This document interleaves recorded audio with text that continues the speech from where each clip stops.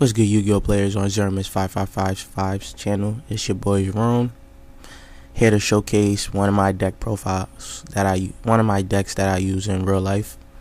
It's the HUNDER family deck, and it's pretty good and cheap. It's fun to use actually. Topped a couple of my locals with it. Let's hop right into the deck profile, and I'm explain things as we go along. You run your 3 Thunder Seahorse, of course, the searcher of the deck, basically. I do switch this out from time to time, depending on the deck I'm using. Like if I'm going against dragons, I'll take those out to add in deck lockdown, so it doesn't really hurt my deck. But I'll explain that when I get there. Got your 3 pot Hunders, 3 mod Hunders, 1 sis Hunder. I feel 1 sis Hunder is good enough for me. I don't really use, cause to attack it's not really good, and I would like to I'll be able to get a monster back later on, but I would like to be able to exceed faster with it since they're all low in attack. So if I can't protect sis Hunter, it would be a waste, even though I could just get another card back. But sis Hunter works fine for me at 1. 2 Violent Prisms, be able to go into the synchros, which are, you got your Crimson Blader and Stardust Dragon and Scrap Dragon. Now Battery Man AA, three Battery Man AAs work perfect in his deck because it work in conjunction with what the deck does. Basically, you normal summon one. If you have one in your hand or in your graveyard, you special summon the other one and go into an Exceed. That's basically, it makes the deck work even better. That's why I use 3 of them in Air Light and Air Thunder, so they work with the deck. Of course, you need your 1 Honest, double Thunder King Ryos. If you have this in Seahorse in your hand, you obviously use Seahorse's effect first, then go into Thunder King Ryo. It's easy to work around Thunder King Ryo, and then you can protect it later on to stop your opponent. If your opponent can't get around it, it's a good game for him.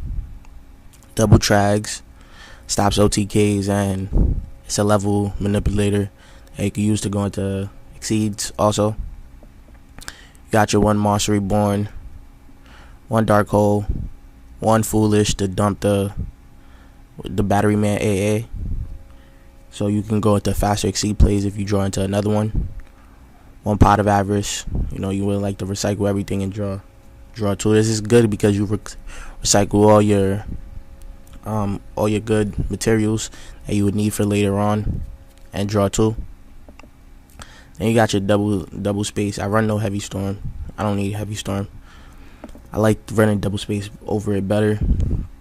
Then you got your double Lance and your double recycling batteries. It's just like Pot of Avarice, but it's okay. It can be dead at times. Sometimes when you really don't, like when you draw that in your first turn, it's no use. But it's still good though in this deck because late game, it's perfect. You got your double Pot of Dualities. Now for the traps, double Bottomless, double Compulse, double Call of the Haunted, double Breakthrough Skill. It's good. It's good against basically any deck. What is this pop up here? Anyways, it's good against basically any deck that uses effect monsters.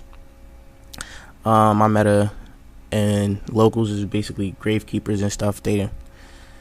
A couple of them. There's a couple Dragon players, a couple Prophecies.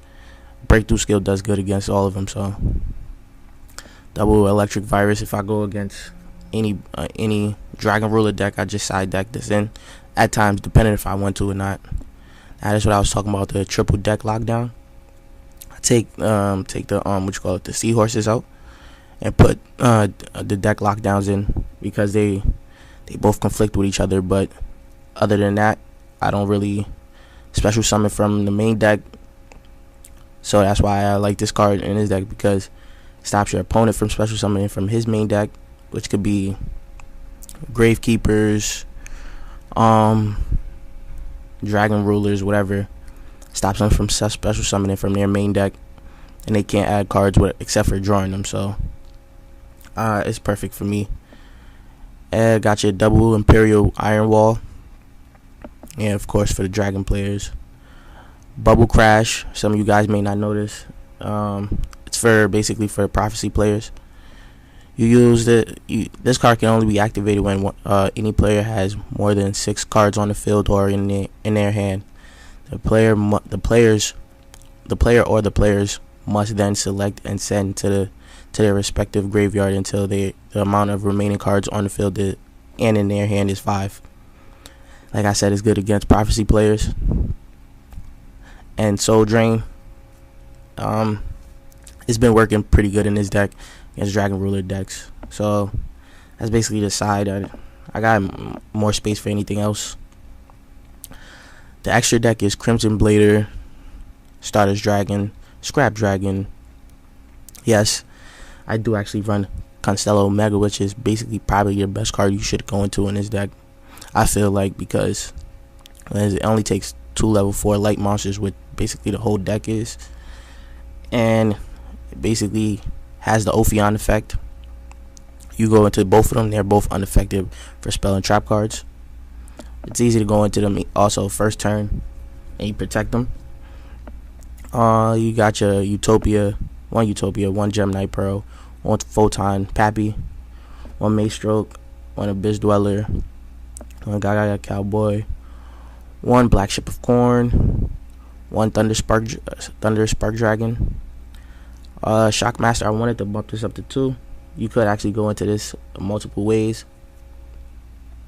Is that, oh yeah, for you could just normal summon HUNDER, normal summon HUNDER off of HUNDER's effect, call it a Haunted, Monster Reborn, Battery Man AA, or HUNDER, or even Thunder Seahorse, any of them, and go right into Shockmaster. It's pretty good. And you know, you won your one Star Liege Paladino.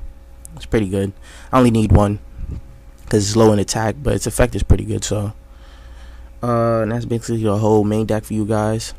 And the only reason I run one is because I only have one. So that's the whole main deck for you guys. An extra deck. I want to know what you guys think of the deck profile, and if you want to, you should come over to my channel and check it out. If you like what you see, subscribe to me. What I do on my channel is basically do a lot of budget deck and make them competitive for their budget deck players. I do a lot of Death Pro videos and dual network dueling videos or whatever. So if you guys want to come over and check that out and subscribe to me, that's good. But I would like to thank Zermis for letting me showcase my deck profile on his channel. Thank you. Alright, peace.